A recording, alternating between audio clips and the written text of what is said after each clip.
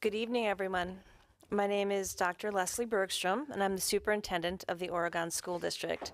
This is the one board meeting that I have the opportunity to call to order. So today is Monday, April 22nd, 2024, and I'm calling the meeting to order at 6:35 p.m. here at the Innovation Center at Oregon High School. Katie, would you please call the roll? Ms. Bijak. Here. Dr. Bush. Here. Ms. Garrison. Yes. Dr. Lakuta. Here. Mr. Pankratz. Ms. Wright. Here. Ms. Flanagan. Thank you. The next item on the agenda is proof of notice for tonight's meeting, which will be with Katie if anyone wishes to inspect it. Next is the approval of the agenda for tonight's meeting. I will entertain a motion to approve the agenda. I'll make that motion. Thank you, Dr. Lakuta. And a second? Second. Thank you, Mr. Pankratz. We have a motion and a second to approve the agenda. Do we have any discussion? All right, Katie, will you please read the roll? Dr. Lakuta. Yes. Mr. Pankratz. Yes. Ms. Bijak. Yes. Dr. Bush. Yes. Ms. Garrison. Yes. Ms. Wright. Yes. Ms. Flanagan. Thank you. Motion passes. We have an agenda, and this takes us to item A, which is reorganization. Item A1 is board members' oath of office. I can report that our two newly elected board members have taken and in a timely fashion, filed their official oath of office. So we will move on to A2, which is the election of officers. So the board uses Robert's Rules of Order to elect its four officers: president, vice president, treasurer, and clerk. The duties are outlined by statute and Board Policy 173. Any election of an officer may be by secret ballot should the board pass a motion to that effect. That's Wisconsin State Statute 19.88. Where the number of votes cast constitutes a quorum, a majority of those votes is sufficient to elect an officer. Nominations may be made by any member and do not need a second. So we'll start with the president. I will take nominations for the Oregon School Board President. Are there any nominations for School Board President? Yeah, I'd like to nominate Christy Flanagan. Are there any other nominations for School Board President? I move to close nominations and cast a unanimous ballot for Krista Flanagan for president. We have a motion. Is there a second? Second. Thank you. Is there any discussion? Katie, would you please call the roll? Mr. Pankratz. Yes. Dr. Lakuta. Yes. Ms. Bijak. Yes. Dr. Bush. Yes. Ms. Garrison. Yes. Ms. Wright. Yes. Ms. Flanagan.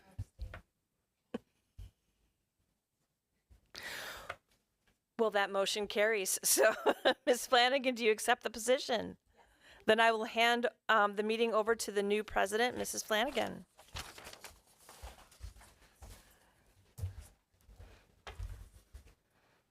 Do you already have this, Krista? Yeah. Okay.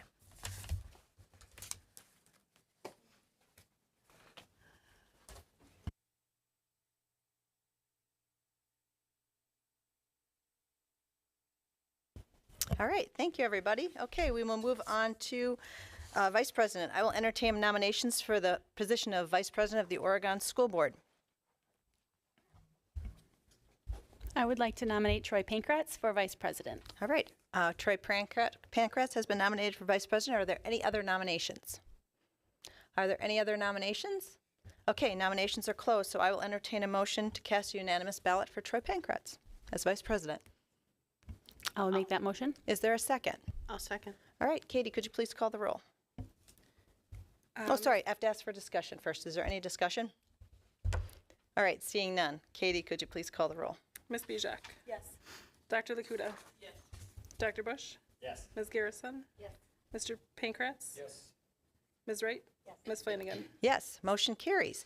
Troy, you have been formally voted on position of Vice President. Do you accept that position? All right, thank you so much. All right, we're moving on to Treasurer.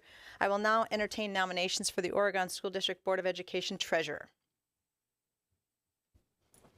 I would like to nominate Mary Lakuta for treasurer. All right, there's been a nomination for Mary Lakuta. Do we have any other nominations?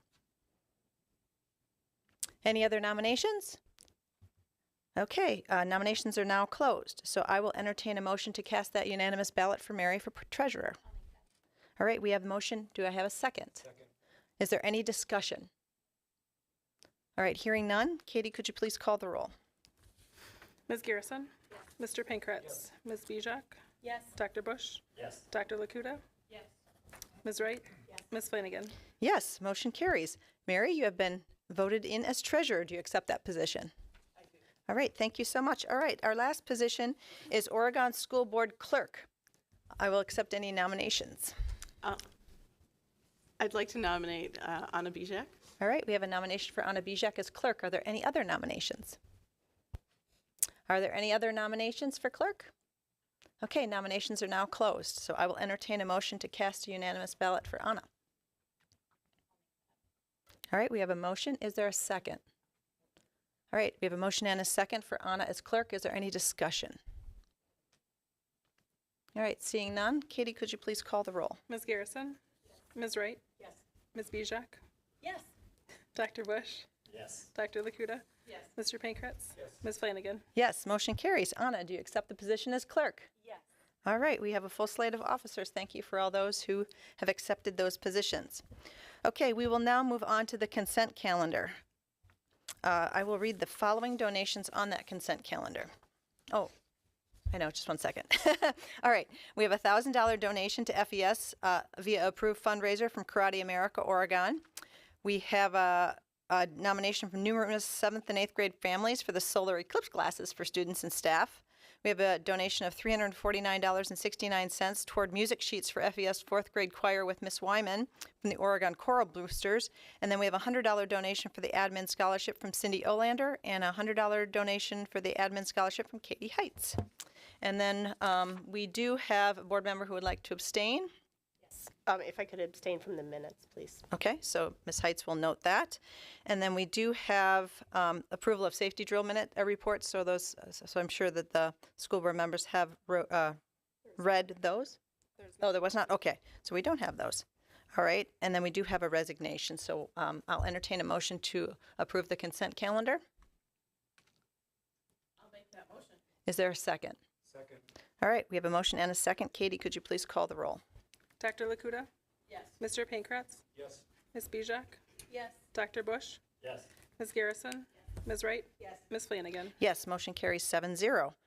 Okay, moving on to C information items, public comment. We do have a few people here that have registered for public comments, so I'm going to go ahead and read our policy on public comment. District Policy 180.05 provides an opportunity for the public to address the board. We value the public comment period and feedback from our stakeholders. To comply with the open meetings law and to ensure consistency, public comment will have the following parameters. Speakers will have 3 minutes in which to make their comments. Ms. Katie Heights will signal the speaker when their time is up. The board will not comment after each speaker and will reserve discussion to any items on the agenda, and speakers are welcome to stay for the meeting. Next steps following public comment may include referral to the appropriate administrator for follow-up with the speaker or placement of the matter on a future board agenda. Any district resident shall have the right to address the board. So each person, when called upon, we're going to come up next to Dr. Lakuta and state your name and address so we know you are a member of the district. So first up for public comment is Jennifer Bacon. So Jennifer, you want to come up over here and Mary will turn on the mic for you, and you have 3 minutes.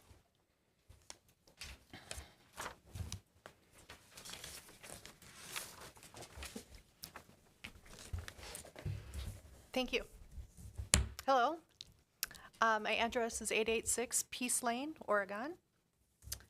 I'm Jennifer Bacon, and I am a member of the Oregon Choral Booster Club.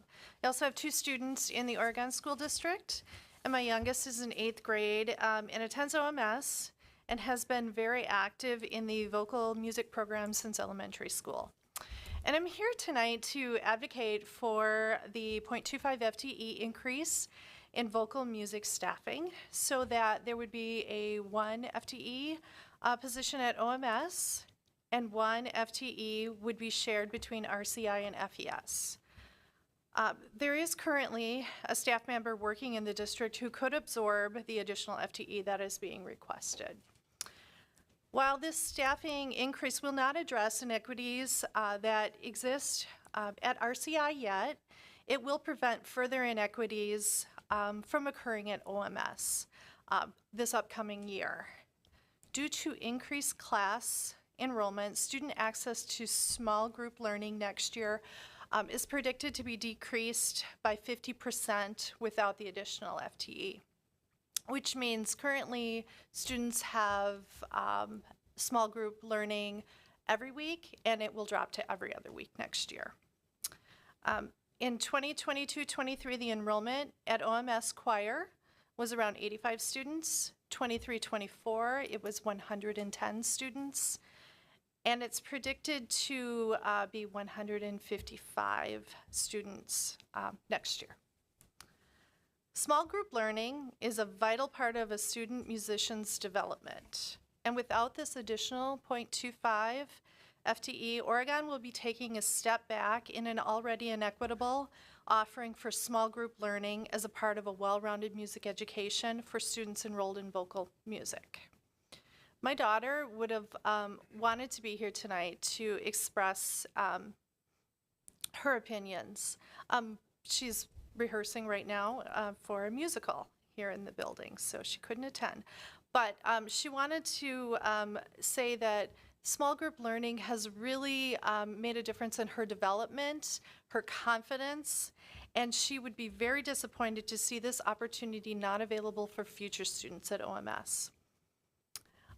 Especially for those who are not able to hire a private vocal coach. So we ask for the additional 0.25 FTE increase to be added for the reasons I talked about. I appreciate the opportunity to talk to you today. I appreciate everything that you do for the Oregon School District, and I thank you for your consideration for this additional FTE. Thank you. Great, thank you so much. Okay, next up is Margaret Straub.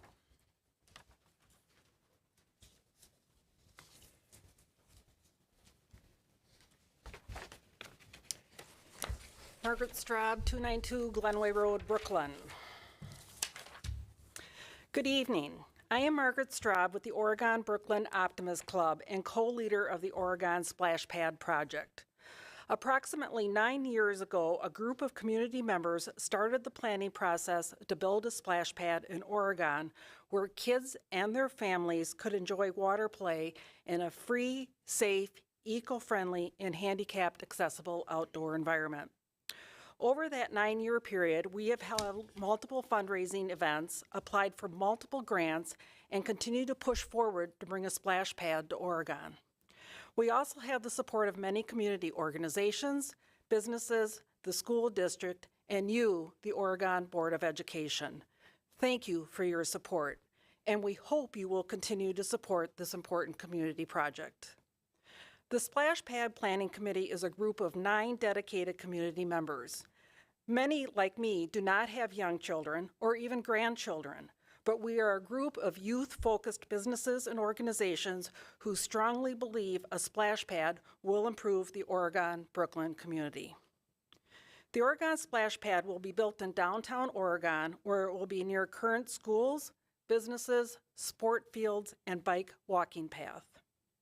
As Oregon does not currently have a free outdoor water play area, the splash pad will allow all community members and their guests to cool off in the hot summer heat.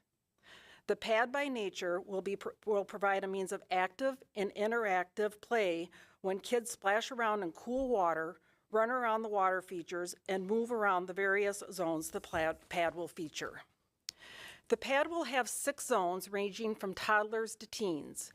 Each zone is designed to improve motor skills, provide sensory and tactile stimulation, allow exploration of cause and effect, use math and science skills, but shh, don't tell them that, and encourage socialization. In addition, there will be shade structures where parents can watch their children frolic through the water or perhaps meet up with friends. There will also be a little library where parents may be able to select a book, or they can walk around the native garden surrounding the pad to enjoy the landscape. The pad will also be a place where community members can meet friends, family, and get to know more about their neighbors. Bringing the community together to play and have fun brings vitality to the community.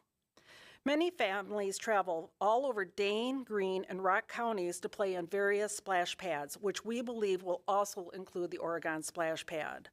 While in Oregon, many of the pad users will boost the economy through purchasing food, beverages, gas, and services. The Oregon Splash Pad Planning Committee wants you to know that we and the community deeply appreciate the support you have given us to date and hope that you will continue to support the Oregon Splash Pad. It is critical that you provide written support for the Splash Pad project, which will help us continue to fundraise and apply for grants.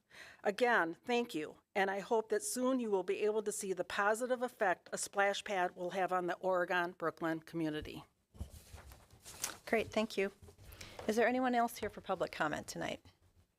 Anyone else here for public comment? Okay, moving on to number 2, OEA report. Is there anyone here from the OEA? No statement. Okay. All right. Then C is student report, and we do have a student here tonight, so the microphone is yours.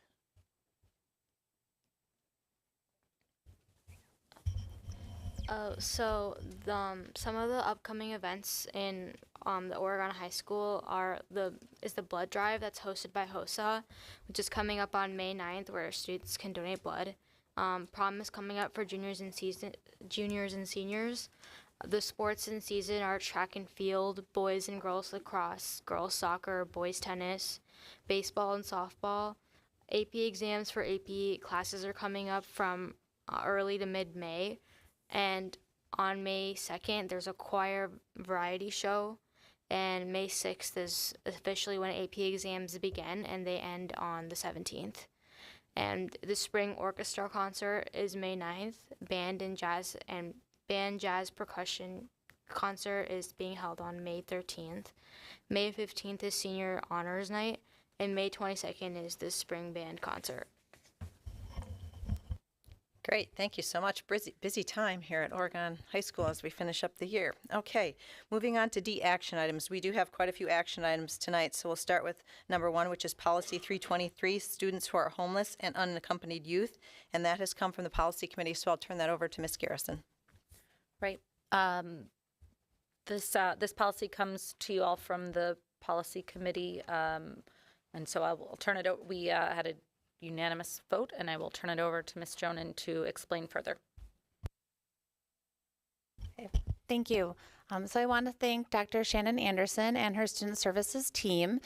They applied for a grant through DPI, and we were awarded the grant. And as part of that process, we had to evaluate our policy for students who are homeless and unaccompanied youth. And unaccompanied youth are youth who are homeless and are not in the care of a parent or guardian. And Dr. Anderson met with DPI, and they did approve this version of the policy with a couple changes that are different than the Policy Committee discussed, so I can highlight those in a moment. But you will see that our overall policy, 323, has the legal requirements under federal law and by DPI, so there aren't many decision-making points for the board to make in the policy. As well as the grant compliance. And so you will see the policy here.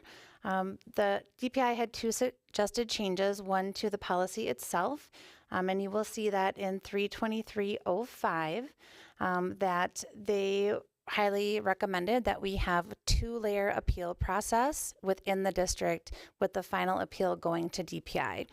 So you will see that in the guidelines that the person who is our liaison to our students who are homeless, they will help our families sort through that.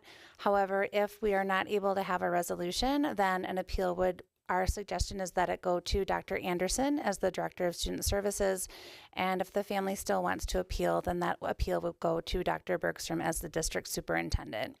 And then that process would then go to DPI. We're trying to have that be a quick process because we want to make sure that students who are in that position are quickly getting the services that they need, and we can quickly resolve any disputes that we might have under the policy. The other change that you'll see is in 323.06, and I had a really good question about this when the board packet was posted. as to why the non-discrimination policy says what it says, and that is to comply with state law, federal law, our own policy 157, and then also to meet the federal law requirements of what needs to be in our school lunch policies. So we are moving to have a consistent non-discrimination policy across the board. And so you'll see those start to be updated as we work on different policies and guidelines. So with that, I will turn it back over to the president for any questions. All right. If we want to have any clarifying questions, or why don't we go ahead and put a motion on the board since it came unanimously from policy. So Heather, you can make that motion and it does not require a second. Right, so I'll make the motion to approve policy 323 as presented. Okay, so we have a motion on the floor. Any discussion or questions? I know all board members were in the policy committee meeting, so we had quite a robust discussion about it, but I'll entertain any other questions. All right.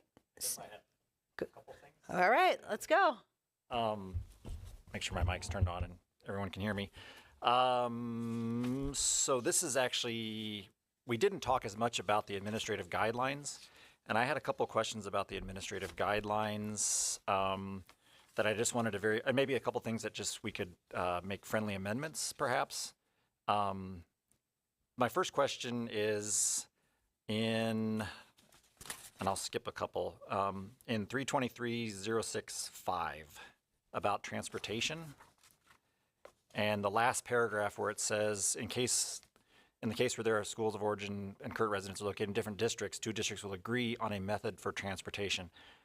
I was just curious what this looks like, what that has looked like in the past or what it could look like in terms of transportation. Are we talking about like, an Uber or a bus, or how does that work? In most cases, we contract with a cab company. Okay. So if we're not able to agree and that is per DPI, then the district would split the cost. But 99% of the time, we're able to agree with the other district as to who is paying for the cab. Thank you. And then I had a couple things. I read a little bit more closely the section on the homeless liaison, 323.067. And I just had a couple, these maybe would be friendly amendments or just suggestions.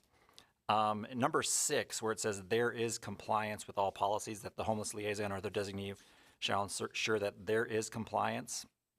I guess maybe I was a little uncertain about the passive language in the sense that could we clarify who would ensure compliance? Is it the liaison or the school or the district or the parent guardian? I was just curious because the passive language kind of leaves that a little bit unclear, and I wondered if we could clarify that just by maybe putting a more robust subject in there. So just for everyone's knowledge, so if you see at the beginning of the paragraph, it says the homeless liaison or their designee shall ensure that. So it really depends on what the role is. Right. So for example, the homeless liaison is the person that oversees the program. So they would be the first level to ensure that the district is compliant. But for example, let's say it's a transportation question. They may designate that to the director of transportation, but ultimately we are required by the grant and by DPI to outline all of the duties for the homeless liaison. So that's the intent of the section. Certainly can word things better. And just so that everyone understands in terms of the board approves the policy and then the guidelines are something that the district writes, but we do bring them forward because we want not only the board to know what our guidelines are, but we want the public to know what the guidelines are as well. So we certainly could word that better. And I'll just agree with you that when we get into administrative guidelines, we want them to be as specific as possible, but there is a little wiggle room in there because we want the administration to be able to act quickly and that they don't have to wait for a board meeting or a special board meeting. And so that's purposeful, I think is what I would say about that.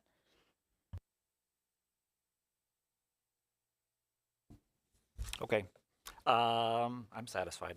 The other thing, I had a question about number 8, and it's just reading it. I feel like it needs a verb. Because every other line has a verb, and it just says coordination of services between the district and other. So I thought maybe like we could say the district and other family services or other family service provides or coordinates services or something to that effect. I don't know. But just because in reading them, there was a parallel and kind of like every line had a verb, and then that one lacked a verb, and it just kind of read awkwardly because of that. And it would just be like just a simple reconstruction of the line to throw a verb in there somehow so that I don't know. I get a little picky about parallel, I guess, when I write stuff like that, and it just struck me that it maybe would benefit from that. It's a very minor thing, but that was one thing that struck me. Yes, my mom is an English teacher, so she'd be very impressed. And you are correct, it does need a verb. So we will also make that correction. I mean, it can be consistent with 6 where it says there is coordination of services. So if you're asking for a friendly amendment, we can go back to Heather, and Heather can, unless he needs to, does she need to accept that as a friendly amendment, and then we can just move on? She does not, since Okay. it's not in the policy itself. Okay, okay. Anything else, Caleb? Or-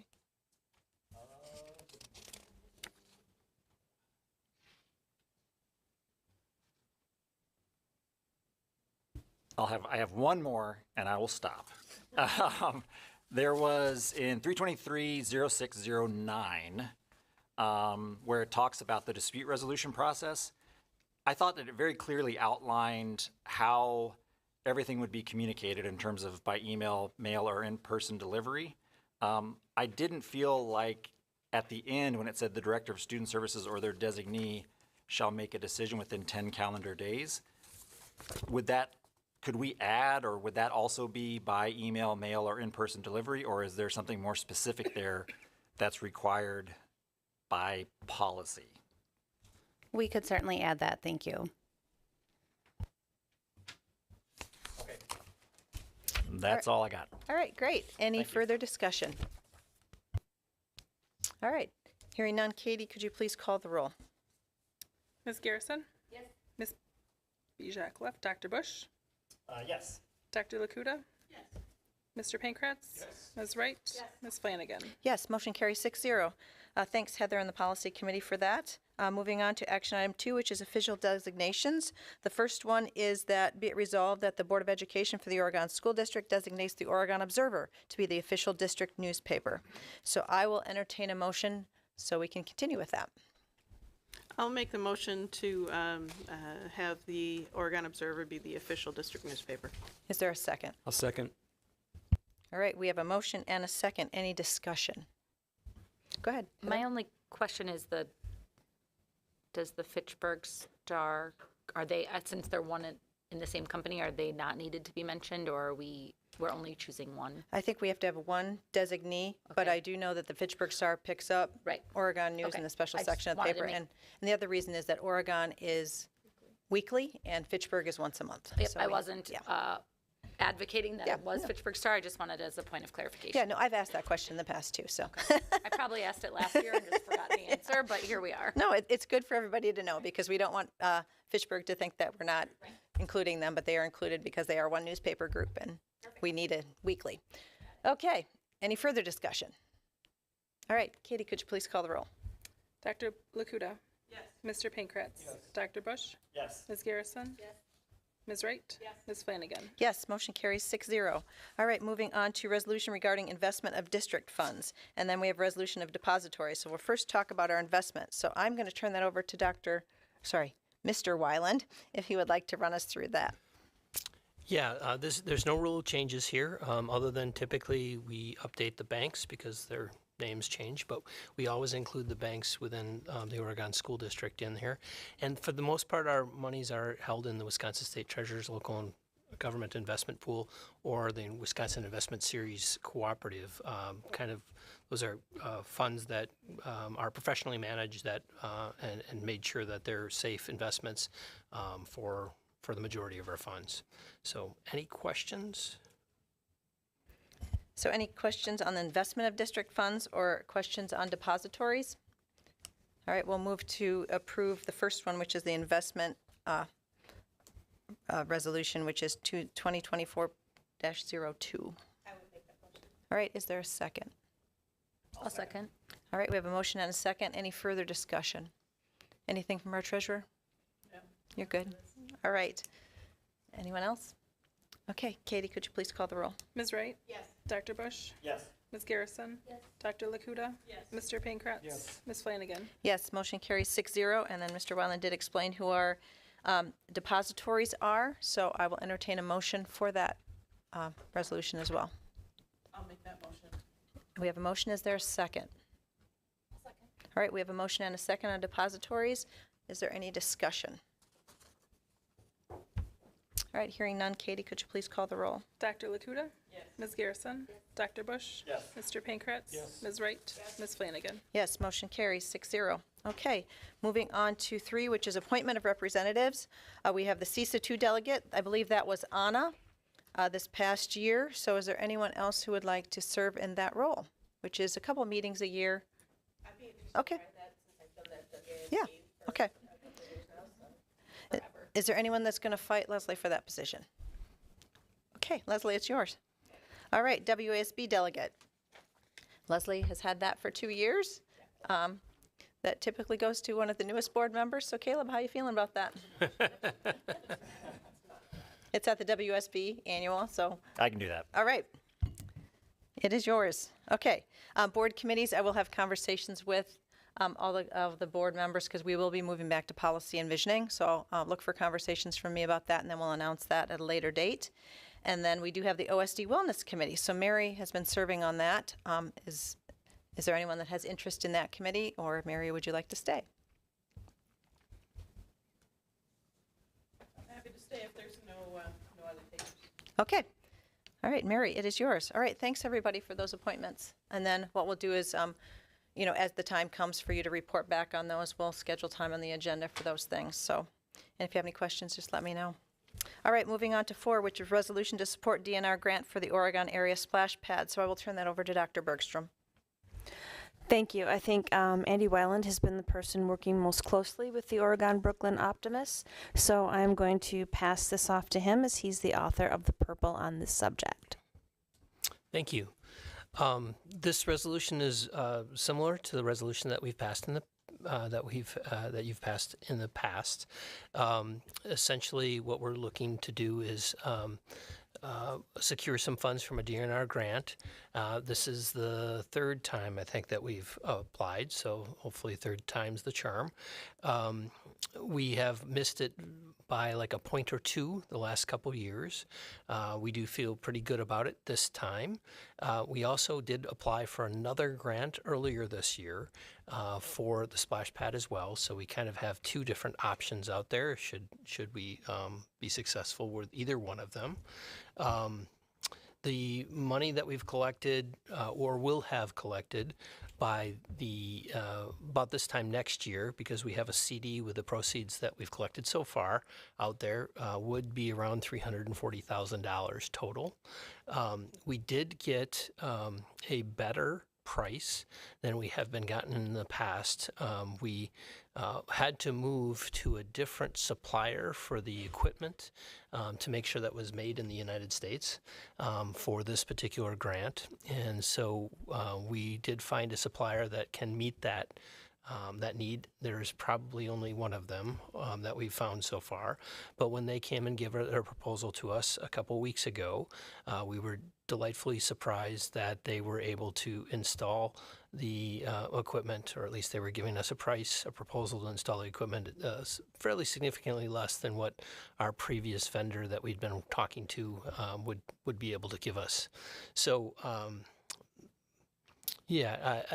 the $340,000, if you were to double that, because it does require a matching grant, we would be in that $680,000 range. We're very close to being able to kind of complete it without some of the maybe amenities that the Optimists would like to have in it. We was mentioned the shade structures. Currently, the shade structures are not in the proposal, so we need to kind of fund that, as well as a donor wall and some fencing. But otherwise, we're very, very close to making that work. My suggestion would be to not contribute any taxpayer funds above what has been collected from donations. So there are no taxpayer funds in that. and basically allow the optimists to continue to raise money. They would have the advantage if we're successful with this grant, which we would not know until September, August or September, that they would be able to increase the match above the 340 if we applied for maybe a little bit more money than the 340 that's out there. Keep in mind that the contract that we have is held by the district, okay? So whatever your direction is, if you were to agree no additional taxpayer-supported monies, then obviously I'm not going to sign any contract that is above the whatever's been raised at that point in time, times 2 for the matching component. So that would be our suggestion. We did kind of provide some different options in the resolution. So I think the intent was to have you have a conversation and see what you felt comfortable with. Okay, I'm going to open up the floor for clarifying questions before we get into any motions. So Heather, it looks like you'd like to start. Yep. Thanks, Andy. And I love the idea of a splash pad, but I also am balancing that with the taxpayer dollars, so I appreciate what you're saying. I just have a couple clarifying questions. So in order to make this resolution, do we have to set the amount now, or because it's 340 is what we have right now, is that what we can't, it's not, there's no flexibility to say, or whatever is raised at the time? That's a good question. I think if you did, I think our control is when I sign a contract for construction. So I think if you wanted to say 375 or something like that, then, but to tell me, obviously, that don't go a penny above whatever they've collected. Yeah, I think that's, and maybe that's what I'm trying to get at, is to not have us, the school district, add taxpayer dollars, but also not sticking to the 340 in the event that some amazing donor or donors comes along and raises another 10 grand, which then doubles to 20. So what has to happen is we have to put a number into the grant application. Okay. And so we want to be able to coincide the resolution with the grant We have application. to get to that. And if they, this is getting really granular, but here we are. If we were successful in getting the grant, and let's say it was 350, but we only had 348 raised, would they give you the 348, or you've got to get to the 350? Oh, I think they get the 348. Okay. Yeah, you get the amount of money, whatever number you put in there. Yeah. Now, I don't think there's a danger, and this has been asked, if we put 355 and we only raise 350, and that's 700,000, and we sign a contract for 700,000. Right. They're not going to be mad that you left $5,000 on the table. That's what I was just going to make sure that didn't jeopardize the rest of it, because in my mind, the where the rubber meets the road is when you're signing the contract, and when we're making sure that the money that is already raised, which maybe will be more, and gets doubled, is what the contract is for. They fully expect that the project will be bid out.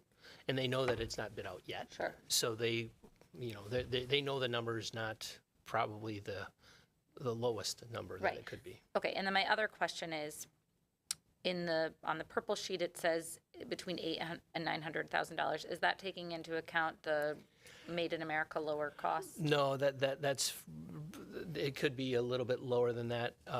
We probably should have updated that a little bit. No, that's fine. And then also, but that number may include some of the additional amenities that maybe could be like a phase 2 or what on the whatever. It does not have to be now. So for instance, this is how we can control the cost of the project. Right.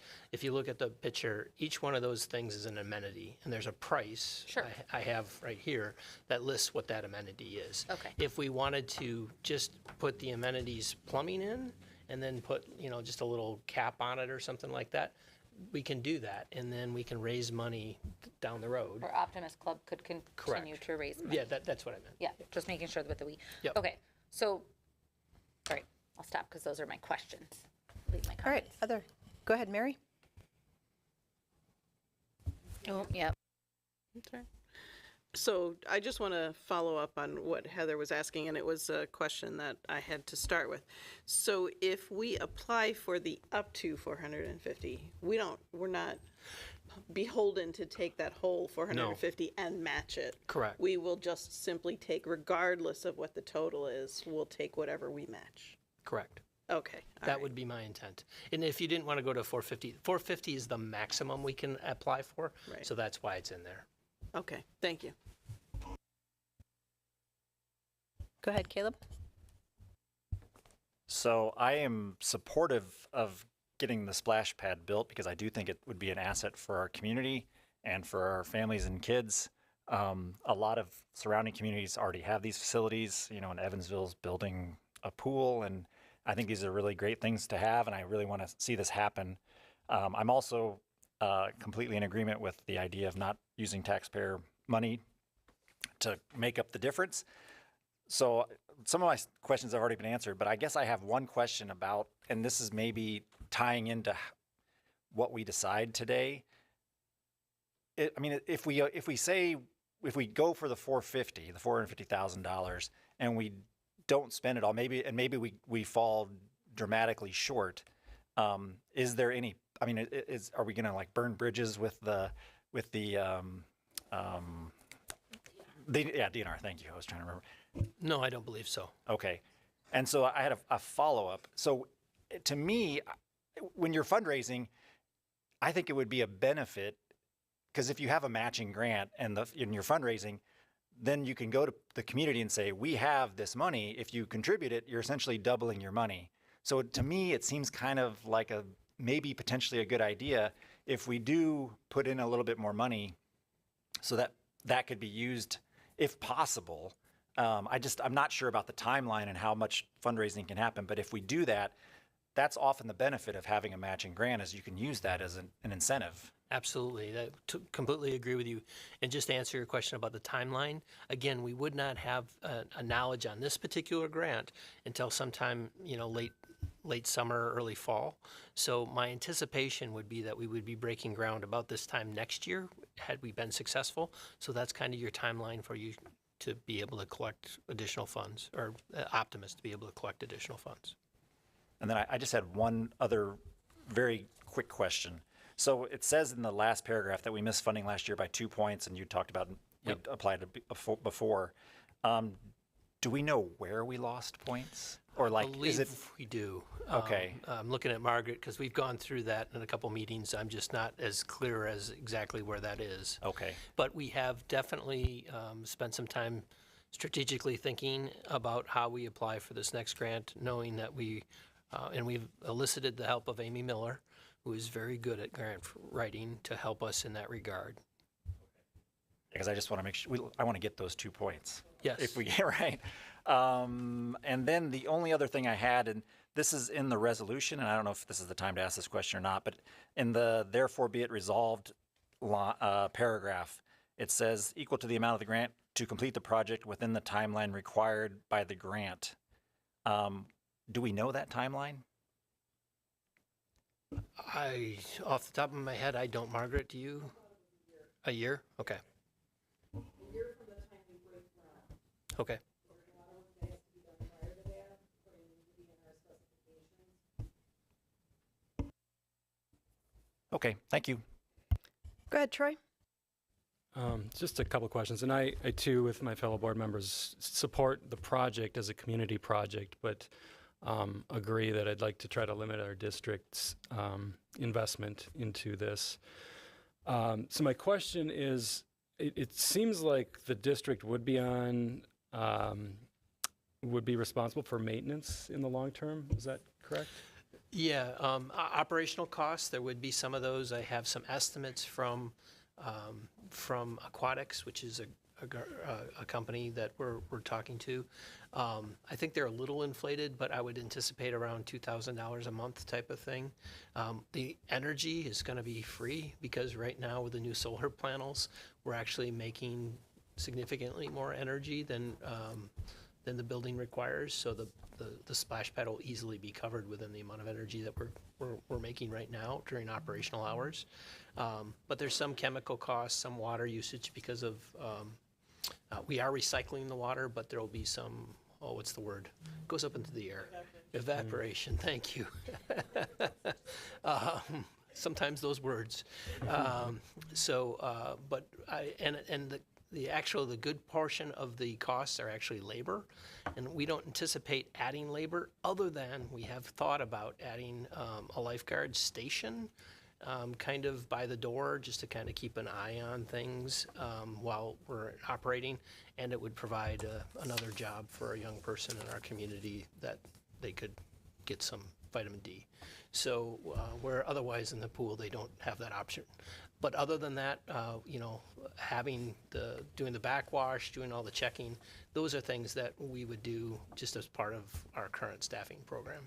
Andy, with 2,000 a month is only when operational. Correct. It's only operational. So we're talking a couple, 3 months, Yeah. maybe 4 tops. And regarding water, I mean, wouldn't we be able to get an agreement with our friends at the village to maybe not charge us for the community use of the water?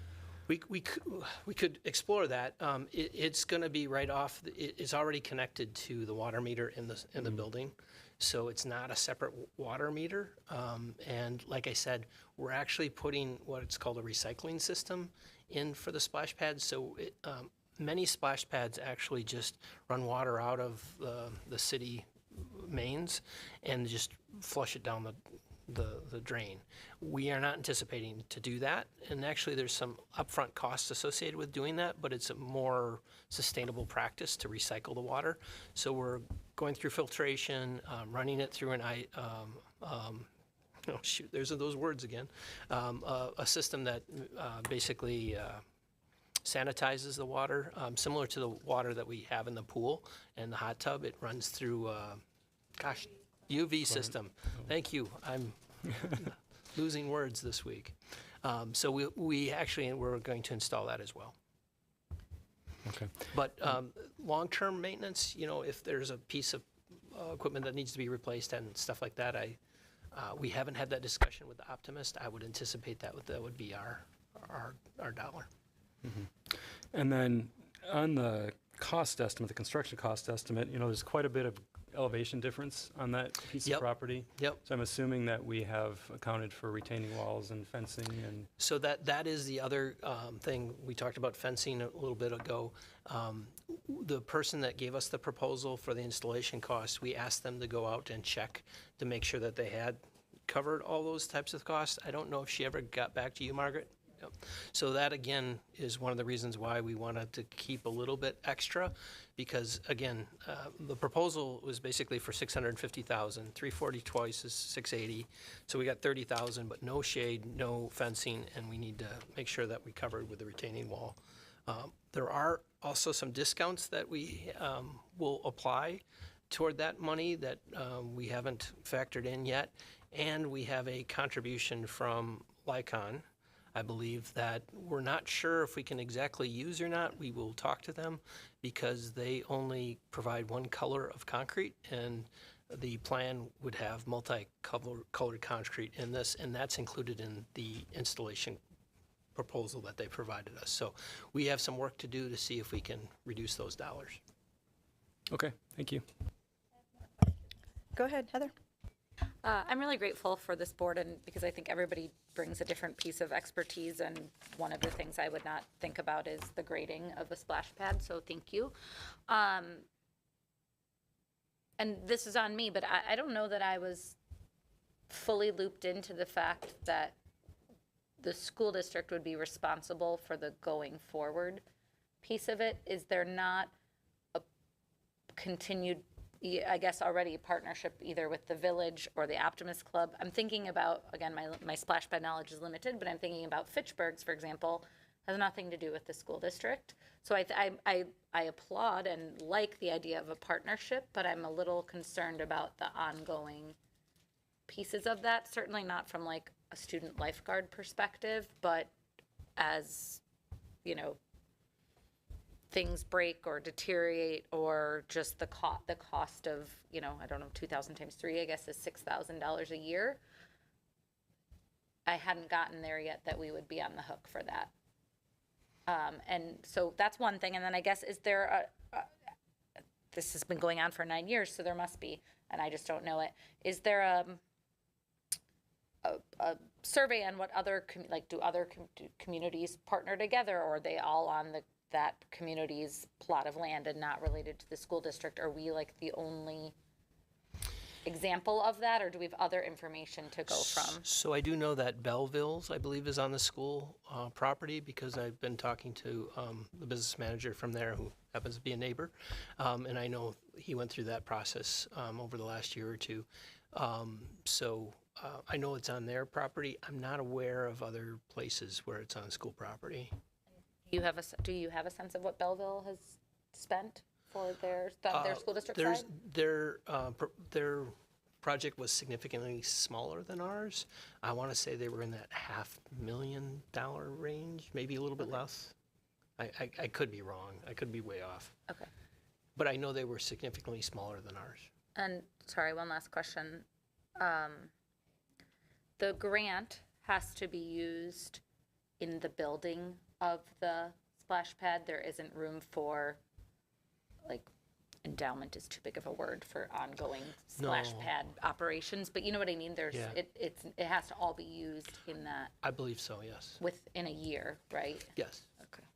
Now, if there were money remaining from our portion, right, like we didn't need all the 340 or something like that, then maybe. So there could be an opportunity of, let's say, I'm making this up, $375,000 was raised.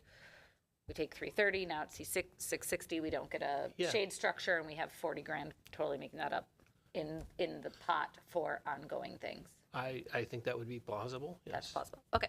Thanks. Any other questions? Okay, I just have a couple. About the DNR grant, is this, and maybe I'm confusing it with another DNR grant, but if we apply for a DNR grant for this, does this preclude us from applying for a DNR grant about something else? No. I would say that the likelihood of active play DNR grants, the only ones that I'm aware of that are getting funded are splash pads right now. That's been there's only a couple $1 million available in the entire state, and in our area there was even a smaller number that was allocated to active play. There are so many active play options to be funding, they're not getting enough points to be funded. So this is kind of our best shot at this type of grant. Years ago, just a bit of history, we did receive a grant in like the 70s to actually purchase the land that is now JC Park. So that's the same grant that we're going after right now. So, I share some of my fellow school board members' questions about, I'm all about funding a splash pad in terms of capital, but then you start thinking about operations, okay? And so I did hear Ms. Straub say this was going to be free. Is there a reason why we would not charge a minimal charge to recoup some minimal operations? And is that the Oregon School District decision, whether it's free or if it's charged for admission? That's a great question. I believe it cannot be charged because under this grant, and I think I put it in the agenda, and I could be wrong, but I believe you have to have the area accessible. Because the grant is funding the capital, you can't restrict people's use of it. Could you turn off the water features? Probably, but people would have to be able to be in that area. That is the same exact rules with JC Park right now. They do have an exception for events where we can charge for events, but for the majority of the time, that's why the gates are never shut, is because we have to allow people to access the land. So we are the owner of the splash pad, so we would be responsible for insurance, liability. Yeah. Okay. Correct. Go ahead, Mary. So then if the area has to be publicly available, why are we putting a fence up? What's the purpose of the fence if we can't there close will the be an door? elevation change, so we would want to protect from people falling is the main thing, as well as toddlers. Right. We don't want toddlers kind of wandering off into the roads and stuff. So the fence is not a containment fence, it's simply, okay, all right. Well, containment for the little ones, probably. Yeah, okay, all right. Go ahead, Heather. This is next to the pool, right? If it were to be, what happens if if, when, hooray, new pool, does that building stay? What if that, like, what happens 40 years down the road when that building is maybe not what it is now? I don't know if I can go 40 years out, Okay. but if we go, it's 10 years out and put a new pool in, we've anticipated, hence the reason we put the solar on it and have maintained it, that it would probably still remain a community pool. In the swim community, and there's a couple people here that are much more versed in that than I, our pool is a little warm for competitive swimming as well as for worn? warm. I was going to say, I heard worn.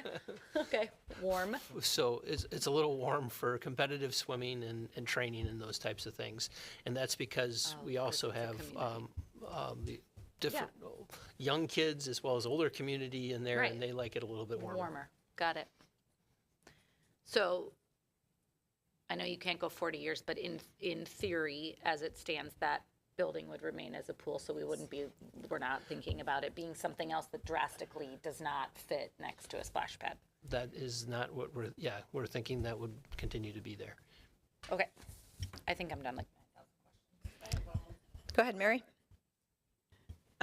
So, per Krista's question, do we have any idea what the cost of insurance might be on the splash pad? I know we're talking 3 to 4 months out of the year, but Yeah, I would think it would be very, very minor, a few $100 if that. I can double check that, but, it's not a structure. So I wouldn't think it would be too much liability. I don't think it's going to be that significant either. But again, if you want me to double check that, I can. I wouldn't think it would be much. Yeah. All right, go ahead. So I have a question for Andy. I think I know the answer, but I want to check my thinking. Is that, because I was looking at what Belleville does. So nothing would prevent the pool passes from changing if we had a splash pad that could be accessible from the pool, correct? Correct, yeah. The pool itself and how we run the pool, that doesn't change. And would it be eligible for community ed funding out of Fund 80 if it needed to be? Yes, absolutely. Thank you for asking that. So we wouldn't anticipate running any type of educational programming out there. So this would be Fund 80, which is community ed. It still is a levy, but it's not going to take funds away from our educational program. Yeah, I just think we need to probably be careful when we say taxpayer funded, because it's not taxpayer funded with the grant unless we commit to it, but it is taxpayer funded when we operate it. Right. And even though we're talking about minimal, it is the school district will be funding the operation and the supervision of the splash pad and be responsible for maintenance. It was really designed to not have supervision, so the supervision that I suggested is kind of an optional thing that to some degree was a benefit to our lifeguards, if anything. So it wouldn't have to have the supervision component, but yeah, there's going to be some time related to, flushing filters and that type of thing. I do anticipate that could be done with current staff without adding additional staff, but there will be some cost to it. All right, further clarifying questions? Okay, I'll entertain a motion.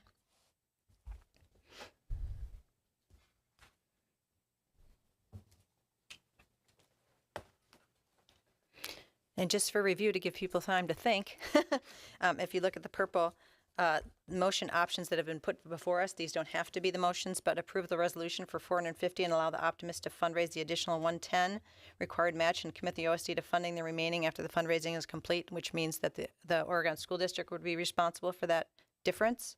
Approve the resolution for the amount available that has been fundraised so far, which is approximately $340,000. 3, do not approve the resolution or some option within there. So I guess I have a clarifying question on that, because that's why I asked my first question. Number 1 is it's putting Oregon School District on the hook to fund the remaining amount. Correct. But there is, I think, an option, could be an option out there where we could say we'll approve the resolution for $400,000, but does not put us on the hook? That's where I'm trying to get at. Yeah, so for the purposes of the resolution, it's assuming that we're on the hook.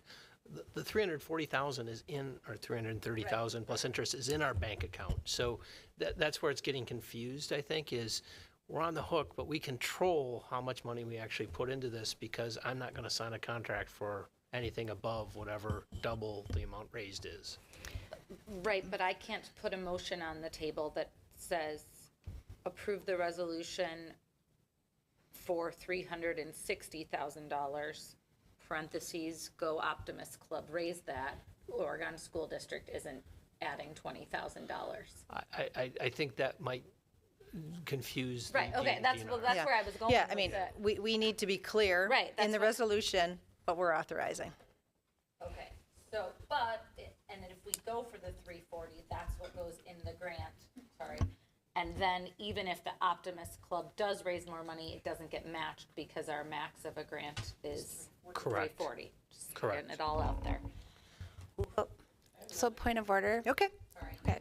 So just to clarify, after reading the grant with Ms. Miller, is that the resolution is written purposely that in order to be eligible for the grant, that we have to match the amount of the grant, right? So the resolution is written that way. So really what the intent of the motion is to give direction for how much we should ask in the grant.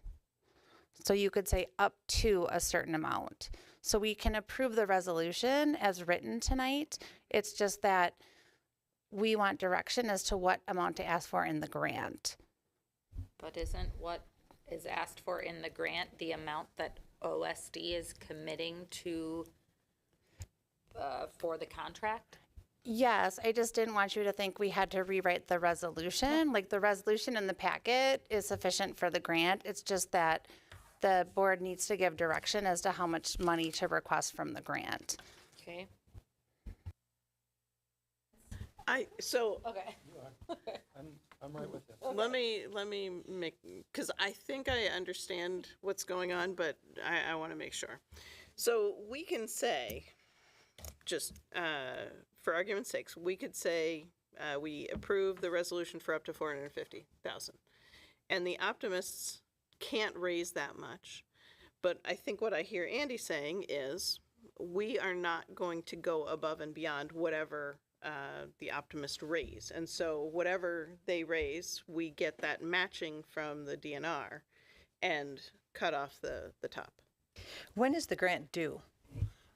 The end of this month. So can May we, 1st. could we, for example, put into the motion, the board commits to the matching to whatever the fundraising balance is as of, is that what you're saying? That would be my suggestion, Okay. would be one option. So would be, if we're going that route, that we would have a motion that says the board will approve the grant amount that matches, that it equally matches what the optimists have raised as of April 30th, 2024. Is that what you're saying?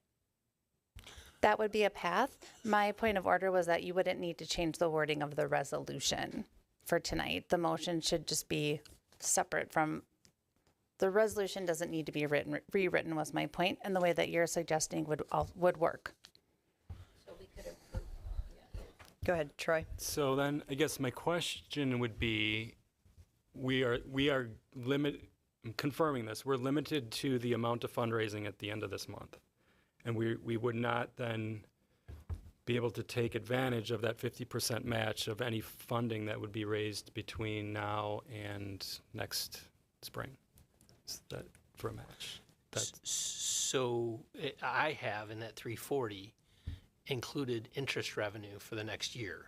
So I think by putting a date on there, the amount that's going to be in that account is going to be 328. Because the $12,000 I'm estimating of the CD that I put it in this last year gets us to the 340 range. Caleb, go ahead. The floor is yours. Okay, there we go. So if I've understood this correctly, because what I would really like to be able to do is to give the opportunity for us to get the $450,000. But what I've heard you tell us is that if we ask for the 450 and we don't get the 450, that you're not gonna use money other than what we can match, right? Correct. By the time that the grant is put forward. By So the that time- effectively we're not Yeah. on the hook, right? That's what I've heard you say. Correct. And there's a part of me that's like trying to figure out how to make you feel comfortable about that. Like maybe we approve you don't even have to do 450. I think 400,000 would be fine. But like pick a number. We just gave you the kind of the higher and the lower as options 1 and 2. And then if we want to come back next board meeting and specifically pass a directive to the administration not to spend a penny more than what's raised in that account, then I'm on the hook for that. I totally understand what your intent is, but if that would make you feel more comfortable, then we could do that. Go ahead, Troy. I guess I'll put a motion on the floor and we can discuss. So I move that we approve the resolution for up to $450,000 and allow the optimists to fundraise the additional $110,000 required match, period. I would second that. All right, we have a motion and a second. Further discussion? I love it. My only question is that subsequent language required for the grant application? That's our understanding, yes. That's, The commit, yes. So it's not no sense a valid motion? It's a valid motion. It's just that my recommendation is to not change the wording of the resolution because the resolution wording is to allow us to get the grant. My opinion is that if we change the wording of the resolution, we will not be eligible for the grant. So my reading of the grant application is that the amount we ask for in the grant, that we have to match the funds. So what I'm asking you directly is, does the board have to commit to the full amount and the Oregon School District is on the hook? Yes or no? Well, and I If you're haven't- telling me the way that the grant is written, and I don't want to say on the hook, I'm just saying, is the Oregon School District responsible for, if the DNR is giving us $450,000, is the Oregon School District responsible for giving them $450,000? Or spending $450,000 to get that Not $450,000? spending 450,000 because whatever it costs to build the splash pad, we're in control of. So we don't have to spend money that we don't need to complete the project. But you're asking the board to make a decision at this point in time, and I'm not trying to be difficult. I'm saying, I'm trying to get a straight answer of, if you're saying we have to submit this grant and we have to ask for an amount of money, and the DNR grant is saying in a resolution, the Oregon School District has to commit to match that. Yes or no? Correct. Okay, so this board has to decide what that amount is. Yes. That's my opinion. Okay. So we have a motion on the floor. Is there further discussion? Yes. So, apologies, because I think I tried to get that answer 10 different ways. I would love nothing more than to approve it for $450,000 and the Optimist Club raise 50, 60, 70, 80, because you're telling me we don't even need necessarily all of that, and then all of a sudden there would be, additional money for going forward. I just can't. So this is a really awkwardly worded question to the board, I think, because while I want to support that and I understand the power of a match, A, the deadline is like in 8 days, and B, I can't vote to commit the school district, even though I understand what you're saying, Andy, is that you won't, you're the guy who's signing the contract. Correct. But that's like optically not okay, or morally, or whatever the word is. So then in that case, I think I'm thinking that can we do number 2 but change the amount, Gina? We have a current motion on the floor, but my question is a point of order. Is that motion valid because it doesn't include the second sentence? So can Troy withdraw that motion because or does he need to because it doesn't include the second part of the sentence? So once you have a second, he would not be able to withdraw the Okay. motion. So we could do either a friendly amendment or a motion to amend.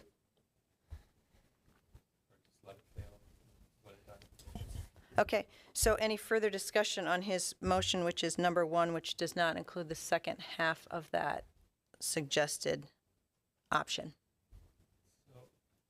Yeah. I mean, I guess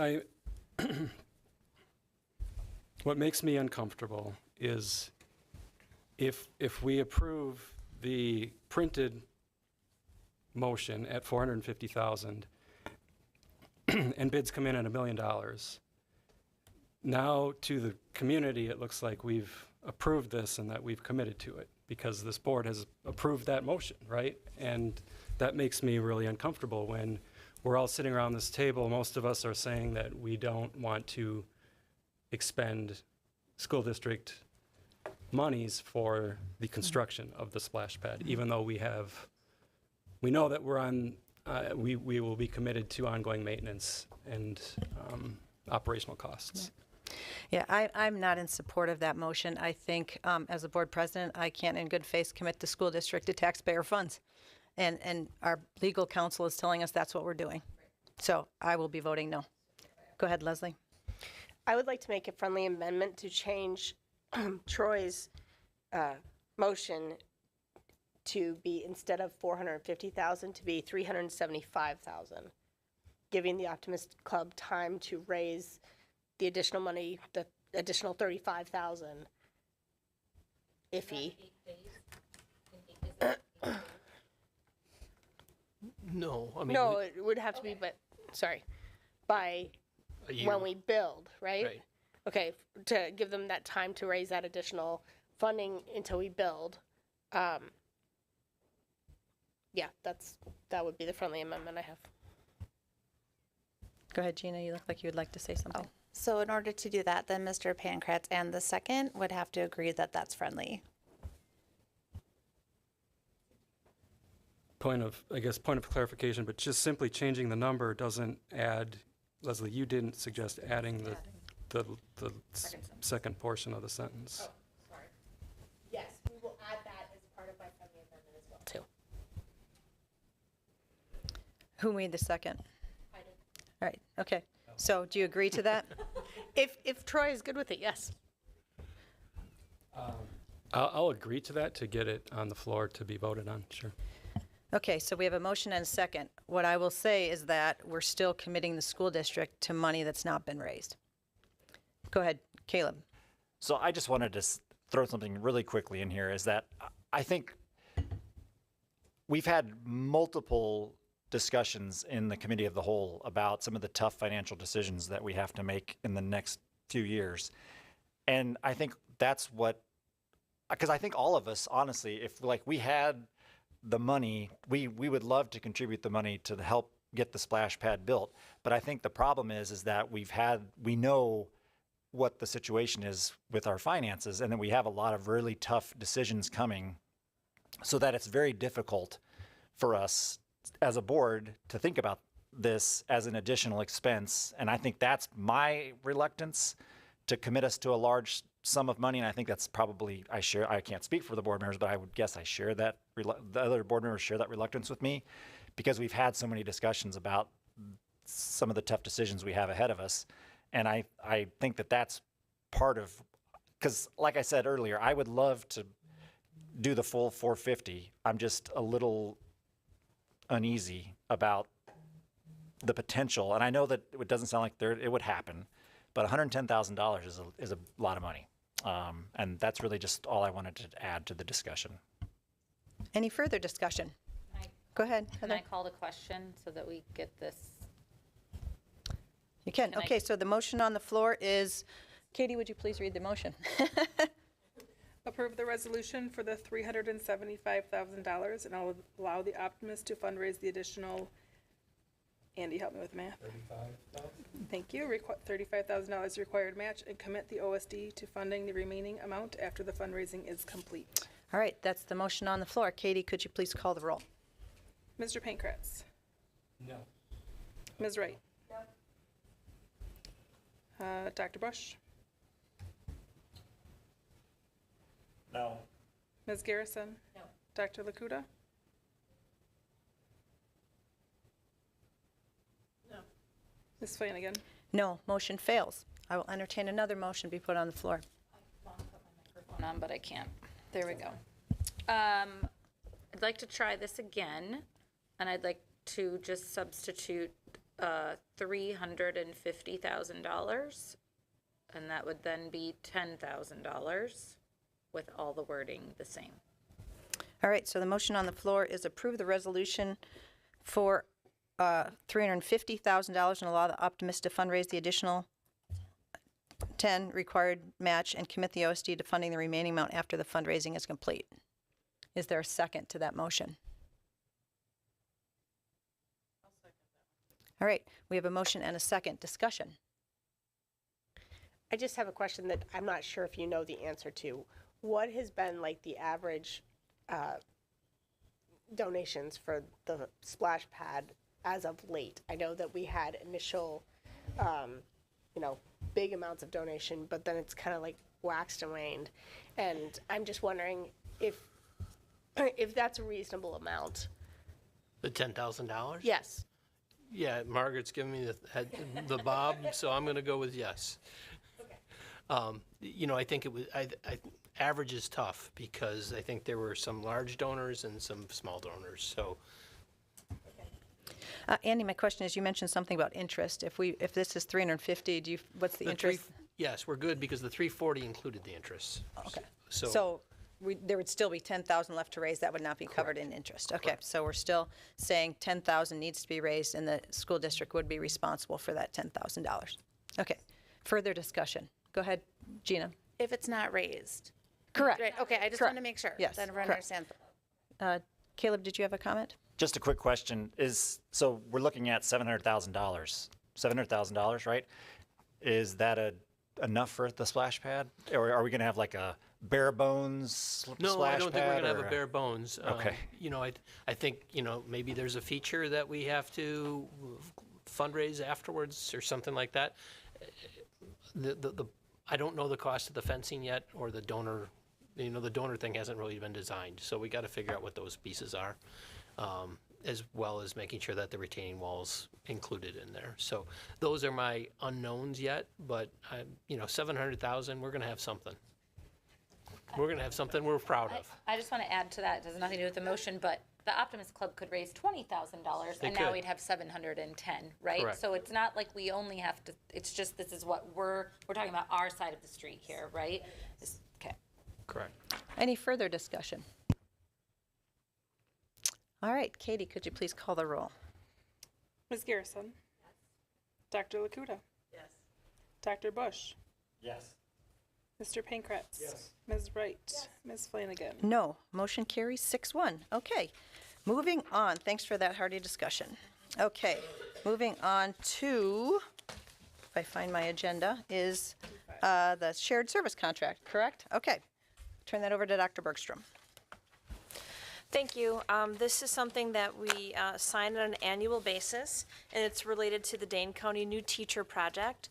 And this is the really amazing organization that does considerable professional development for our new educator mentor, in addition to all of our instructional coaches. They provide support through professional development, opportunities for teams to meet, to create programs that are designed off the best possible research that is out there related to how to support educators, particularly people new to the profession. They have been great partners. I heartily recommend that we approve membership in the Dane County New Teacher Project. Okay, any clarifying questions for Dr. Bergstrom? Go ahead, Heather. Can't stop, won't stop. The number 2, the Wanakee Community School District, were they before? Are they continuing? That's not. Yeah, they're the fiscal agent. Okay, thanks. All right, any further questions? Okay, I'll entertain a motion. I'll make that motion. All right, we have a motion. Is there a second? A second. All right, any further discussion about the new teacher project shared services agreement? All right, Katie, could you please call the roll? Dr. Lakuta? Yes. Mr. Pankratz? Dr. Bush? Yes. Ms. Garrison? Yes. Ms. Wright? Yes. Ms. Flanagan? Yes, motion carries 6-0.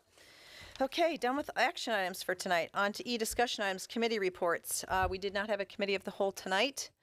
We will be moving into having a meeting this week about what we're going to do for our board district administrators workshop. So look forward to sharing that news with you. And then after that, we'll be moving back into vision and policy. So we'll have those discussions as well as who's leading those committees and the members of those committees. So moving to F, information items, visioning and strategic planning, teaching and learning, and superintendent's update. So I will turn it over to Dr. Bergstrom. Thank you. I can't wait to get to the superintendent's update. We've got some cuteness overload for you this evening. But meanwhile, we'll move through our visioning and strategic planning framework, which is always an appropriate way for us to orient ourselves.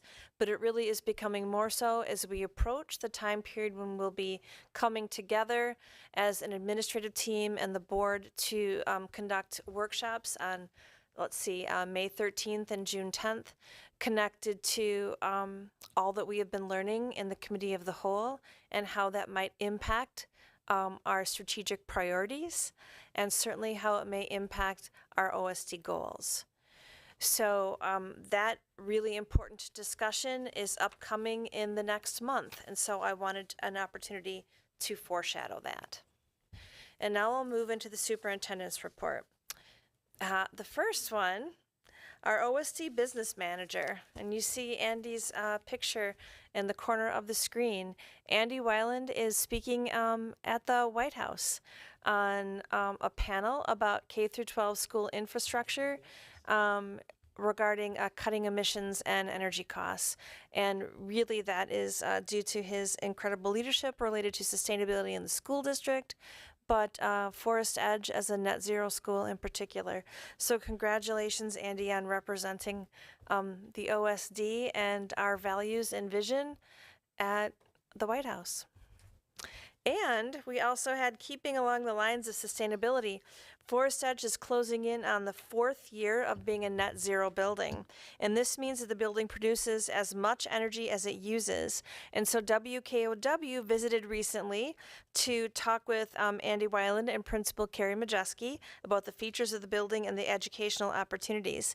And this segment aired Friday evening, I believe, at the 10 o'clock news. And you can find it online, WKOW Sustainability Story. And then we have these adorable Earth Day activities happening in Miss Ingman's class at Prairie View. They're celebrating Earth Day by learning about the environment, plants, recycling, and taking care of the earth. That is a very busy day of learning. And they are also growing plants under different conditions with light and water and soil and examining and comparing the results. So that is a really exciting thing for a group of kindergartners to be doing for Earth Day. It also looks like they're wearing earth crowns, and that's a fun thing to do in kindergarten too. I'll show you a little more of that later because this is actually not the only slide featuring crowns this evening.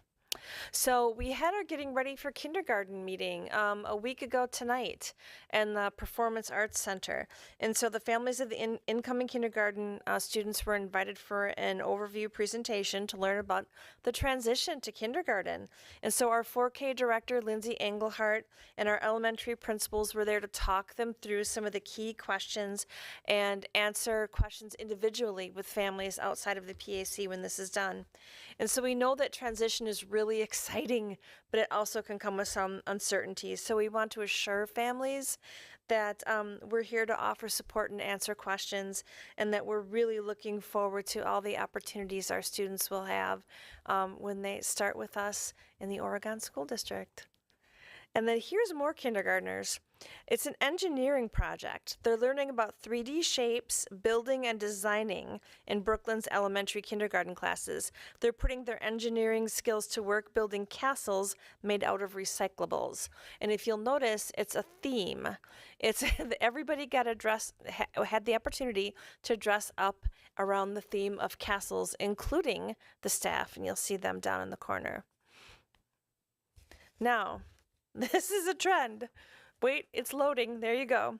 First grade students at Brooklyn Elementary enjoyed learning and writing about a variety of birds during English language arts, and their teachers were indeed the birds they were studying. You can see the costumes back there. They proudly hung their drawings and writings on the wall for everybody to participate or appreciate. And I just really love how much enthusiasm educators show for their subject and mostly for their students by their willingness to go that extra mile. Now we have second graders from Forest Edge who went to Olbrook Botanical Gardens, and they had a lesson on pollination that really brought their English language arts class to life. They explored the beautiful gardens and learned all about the plant parts, seed dispersal, and pollination through hands-on activities and games. And then our second graders, see we're going up in chronological order here. The second graders at Brooklyn recently hosted some special guests to learn about the secret world of pollinators, which encompasses plants, what plants need to grow and survive. A very important pollinator is, of course, bees. And so a few fun facts they learned. Honey can help people with allergies. One queen bee lays 2,000 eggs per day. Bees do a waggle dance to communicate with other bees about where to find flowers. So thanks to beekeepers Jeff and Sarah Mullins, who shared this great information about bees and their experience as beekeepers. And then Miss Esser's class at Netherwood, they were out in the Arboretum. Netherwood has a beautiful Arboretum that's really the interior courtyard of their school. And they had scientific sketches of pollinators and how to become a human pollinator themselves. And then every moment was a lesson in the beauty in nature. More second graders, and this time they're learning math with Cheez-Its. That's right. You can see them. They're using Cheez-Its to learn a bit about quadrilateral shapes. So super creative and fun way to learn that. I, in particular, remember learning about fractions with pancakes back at Sherman Elementary School. So I remember these lessons, and I bet the kids will remember Cheez-Its too. A tessellations art project. So the Netherwood Knoll Elementary fourth graders are working on bird and fish tessellations in art class. They use the light of the window to trace their details to make each tessellation exactly the same. Students will be using analogous colors and watercolor pencil to complete the lesson. And speaking of pancakes, Brooklyn Elementary fourth graders celebrated completing half of their forward testing by having a Pancakes and PJs day. So everyone agreed that Mr. Bennett and Mr. Feek made some pretty great pancakes. So many thanks to them. Forest Edge Elementary recently had their annual Lift Every Voice and Read event and celebration. And during this event, students, families, and community members come into FES, into the classrooms to read books that uplift, empower, and celebrate Black voices. During this event, students and staff also have the opportunity to make connections and build relationships with OST students and community members. So you can see a wide variety of guests at Forest Edge. And Forest Edge also had a lot of guests for the recent Dinner and a Book event, 440 to be specific. This event offers dinner to families along with special book readings from community members throughout the school, and each student is able to take home 2 free books from this event. So thanks to our amazing Forest Edge staff for offering this wonderful learning opportunity. And then the pep band at RCI really got it going for an assembly. So approximately 50 RCI band students and some staff, the staff contributed too, played in a pep band which performed for the entire school as they entered and exited the gym for the school assembly earlier this month. They did a great job and performed well-known tunes like Hard Rock Blues, Let's Go Band, Seven Nation Army, Baby Shark, I didn't know that was a classic, but it's good to know now. Jaws, and We Will Rock You. So we love hearing you play. And our OHS Child Development class had a real hands-on learning experiences. So These are students in Miss Weinert's child development class at the high school, and they've been exploring really pivotal aspects of social and emotional development for children. So to put their learning into practice, the students crafted Worry Pals for Mrs. Wells's kindergarten class. So this is a nice little collaboration. They recently joined the kindergartners to read a special book and present the Worry Pals with tremendous results. Our child development class is offered for dual credit, and this means that students who successfully complete it will earn 3 college credits from Fox Valley Technical College. And this class lays the groundwork for understanding the significance of the field, regardless of whether or not they intend to become a parent or pursue a career in a child-related profession or just simply engage with students, with young people. So what a great learning opportunity for both our high school students and our kindergartners. And at our high school, we recently celebrated Fine Arts Week. And part of Fine Arts Week was this very special art show. And this year marks the 25th year of the annual OHS Art Department Art Show. It was an amazing event and really showcased the great work that our talented student artists create. I had the opportunity to attend, and I really enjoyed hearing students talk about their artwork with the family members who they brought to the exhibit. I think that was really special. So thanks to Mike, Derek, and Heidi Coutre for another fantastic event. And then another kindergarten takeover. So here we go. This is Mrs. Weinert's assistant childcare teacher's course. They spent the day with children in Netherwood in the kindergarten classrooms. Their day was filled with dynamic and educational activities centering around the theme of trees. The students meticulously planned a range of activities to ensure a rewarding experience for the children at Netherwood. And the classroom buzzed with excitement as the students shared their experiences at the end of the day. This hands-on learning provides invaluable insights that cannot be gained solely within the confines of the classroom. So our high school students took a trip and they filled the day for our little ones. And this course, the Assistant Childcare Teacher course, is designed for high school students who are eager to just kind of explore the possibilities of becoming a teacher. And a vital aspect of the course involves gaining 10 hours of practical experience working with students. So students would like to thank the 4 kindergarten teachers. Our high school students want to thank Ms. Smith, Ms. Wells, Ms. Byrne, and Ms. Strutt for supporting this important learning experience for them. And then this is always really fun too. So congratulations to our student athletes who signed their letters of intent to play at the college level. The signing ceremony was held last week at the Oregon Performing Arts Center and was hosted by our athletic director, Brittany Spencer Grant. We love watching you play and we're really proud of you. So I'll just read through a list of these because it's pretty cool.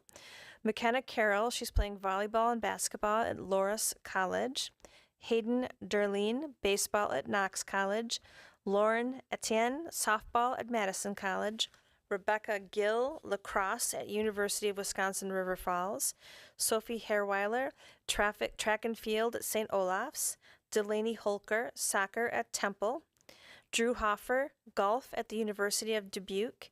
Andrew Jakey, hockey at Iowa State University. Henry Kreckman, basketball at Luther College. Logan Leatherberry, lacrosse at Cleveland State University. Emmett Marson, baseball at Ripon College. Luke Marks, football at University of Wisconsin-Eau Claire. Israel Mickelson, lacrosse at Washington and Lee University. Delaney Nyhus, basketball at University of Wisconsin-Eau Claire. Kylie O'Malley, cheerleading, University of Wisconsin-Stevens Point. Not done yet. Jeremiah Rockiette, football and track and field at University of Dubuque. Maya Rudy, softball at Benedictine University. Emma Schell, track and field at University of Wisconsin-Whitewater. Alexandra Schmidt, soccer, University of Dubuque. Sam Schmidt, basketball, Milwaukee School of Engineering. Spencer Sluka, swimming at Kenyon College. Caitlin Studebaker, soccer, University of Wisconsin lacrosse. Max Westfield, soccer, Madison College. Tristan Winterberg, football at University of Wisconsin-Stevens Point, and Sydney Zerwick at hockey at St. Norbert's. And all of those wonderful students who worked so hard to be able to play what they love, the sport they love at the college level, their journey was well supported by their teachers. And when our athletes have the opportunity to honor one of their teachers, it is always a really special night. So this is an example of our soccer team. They recently honored educators during Teacher Appreciation Night. And this is really a favorite for students and staff because it's a way to thank the educators for the positive influence that they had on the student athlete. And our Badger Conference top scholars. This is so exciting. I was at this event. It was not yesterday, but the Sunday before. And the Performing Arts Center at the high school was filled with all of the top scholars from the entire Badger Conference. So it was filled to the gill, and it was really fun and exciting to see all of the top scholars come across the stage for their respective school. And it depended, I guess, on the school what the criteria was, whether it was a 4.0 or actually I think most of them were all 4.0s, but some of the schools had a really large number of them. So that was kind of fun to see too, like ours. I mean, look at all of our top scholars here with Mr. Pleiner. We're proud of every single one of them, and it's an amazing accomplishment. And also remember to tune into the podcast because we have a couple of our students here again, our two student announcers. It's Cole Krieger and Luke Marks, and how they came into these roles, their experiences, and what's on the horizon, because both of them are very interested in pursuing this as part of their professional journey. So if you're interested, you can find it inside the OSD at most places, and you can subscribe. All right, thank you. Moving on to G, closing future agenda. Our next meeting is May 13th, and we will have our first board workshop before that meeting. So mark your calendars and move to checkout. I will go around the room and see if anyone has anything for checkout. Leslie, anything? Caleb? I just wanted to very quickly say something about the earlier when we were talking about the homeless and unaccompanied youth policy. One of the things that got me to look at it again this weekend was the fact that the Supreme Court is currently hearing a case about potentially criminalizing homelessness. And it really got me thinking about this. And it's why I honestly sat down and read the policy and just was thinking about it and paid a lot of attention to it. And I just wanted to highlight that I think it's really important that we do what we can and that we continue to have policies like this to make sure that we're looking out for some of our most vulnerable students. When you look at the statistics about people who are unhoused or homeless in the United States, you know that the average night, 650,000 people, something like that, are unhoused or homeless. And a lot of them, in fact, a startlingly high number of them are often children and young adults, and that some of them are in our school district. It just really struck me when I was reading it that we have this policy and that we try to do the utmost that we can to make sure that we're looking out for those students. And I just wanted to make that comment and just talk about how this is in the news right now, and we were talking about this on the same day that the Supreme Court was talking about this issue. Thank you for saying that. The average age is 9 years old. Yeah. It's pretty striking. Mary? I'm good, thank you. Heather? Troy? Okay, we are going to move into closed session, so we will take about a 5-minute little break, and then we will gather in closed session. Thanks, everyone.